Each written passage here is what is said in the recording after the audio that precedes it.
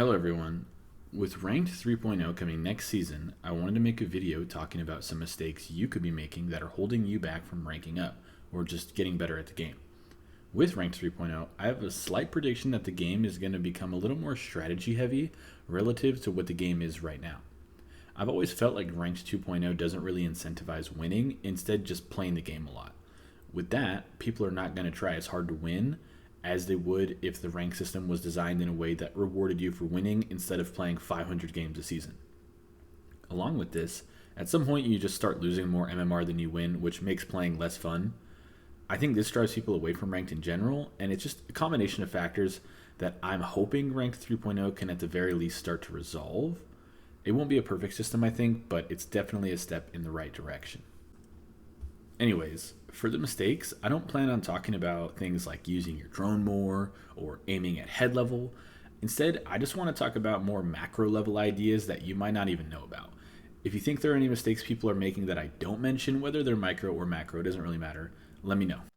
For the first one, and I personally think this is something that would just improve your game knowledge so quickly, is just playing Clearhouse on a ranked map and trying to create a strat for a site.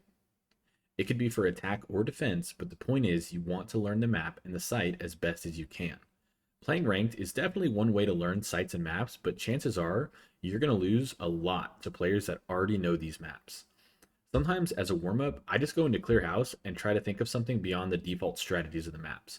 Maybe try and come up with a new push or some new lines of sight.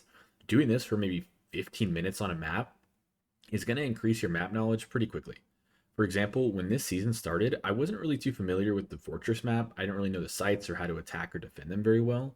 So what I did is I just decided to go into some Clear House and conjure up some strats. Now I have almost a 70% win rate on the map. It doesn't necessarily need to be newer maps either. Any map is fine. It could also be something as simple as a drone spot you want to get in the prep phase. So you learn the best route to do that. Your goal should be to learn something new, experiment, and understand the game better. To go along with this, a good habit is going to be analyzing your stats. You can use the in-game stat tracker if you'd like, but I prefer using external websites like R6 Tracker. I find it useful just to analyze what maps and sides I'm successful with. Right here in this photo, uh, Clubhouse, Nighthaven Labs, Bank, Cafe, Theme Park, Consulate, and Skyscraper are maps that I have a less than 50% win rate on. I can see that, analyze that, and maybe dive a little deeper, but I know just looking at those numbers that those are the maps I win on less. All the other maps I have at least 50% or more, so I'm not too worried about those. It's just these less than 50% win rate maps that I think I should be focusing on more. If we pull it up a little bigger, you can see on a map like Clubhouse, for example, my attack and defensive win rate is below 50%.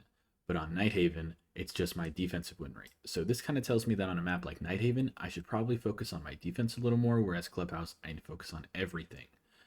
Bank, I need to work on everything. You know what I mean? Cafe, it's definitely my attacks that need work. My defenses are just fine. My attacks aren't that great.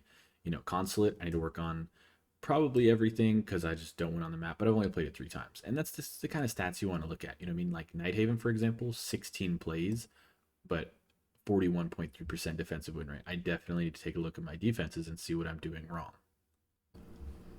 The last good habit I want to tie into this section is just reviewing your games. I don't have the footage, but I played a game on Villa recently where I sat on 90 window repel for about 45 seconds longer than I should have. Had I rotated over to study and opened the wall, my team probably could have won the round. In game, I hadn't even realized I was there for so long, but when I went back to analyze my loss, it was so apparent what I was doing wrong. The great thing about the in game replay system is that you are able to see all the information of the game right on screen. You can see where the enemies are and what utility they have. Even if you're not fully aware of what every strategy looks like and able to identify what went wrong in your strategy, you can at the very least see how you die and what's causing you to die. From there, you can just try to keep your mistakes in mind. Remember, in-game replay system is just such a big benefit and you should be utilizing it as much as you can. Another mistake I see many players make is deciding what their attack is going to be in the prep phase or before the game even starts. I talked about this in my video covering Dark Zero's Salt Lake City major win, but being able to adapt to the weaknesses in the defense is going to win you rounds. Think about this. You're attacking top floor in Oregon, and the defense is playing a castle mute setup in bedroom, armory, and trophy. There's just a bunch of utilities stacked on that side of the map. Well, you certainly can play into it, but what if there's a gap on the big window side of the map? Why attack this master side, which is what the defense wants?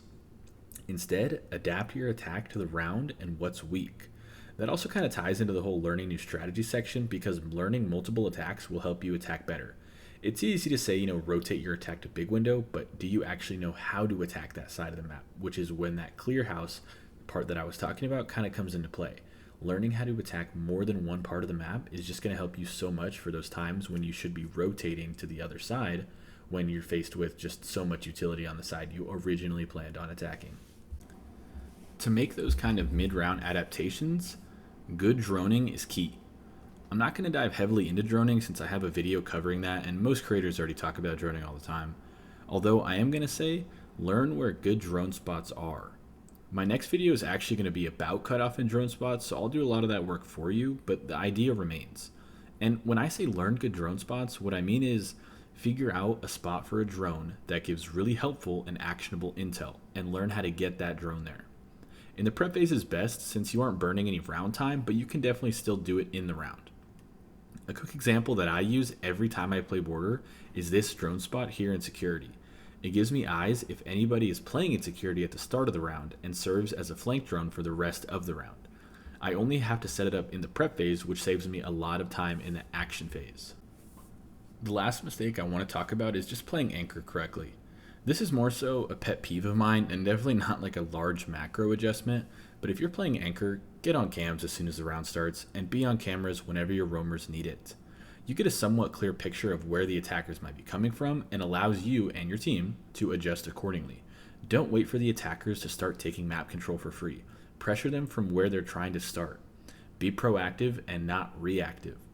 Also, I know I've gotten a lot of comments asking about, making a video on like roles in Siege, like anchor, roamer, entry, support, hard support, soft support, like even something like a mailbox maybe. And while I do want to make a video, I think it'd be interesting. I just don't know how much I can really add to the conversation of the roles in this game.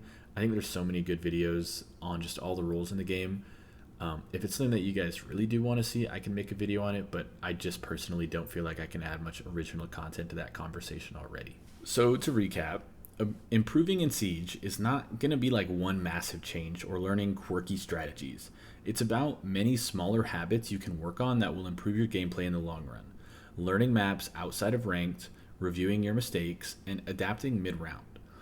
And overall, just being proactive about how you play the game. Most players are just playing the game, but if you become proactive about how you approach the game, you'll improve so much faster than anyone who's just playing ranked all day. I hope you learned something new, and thank you for your time.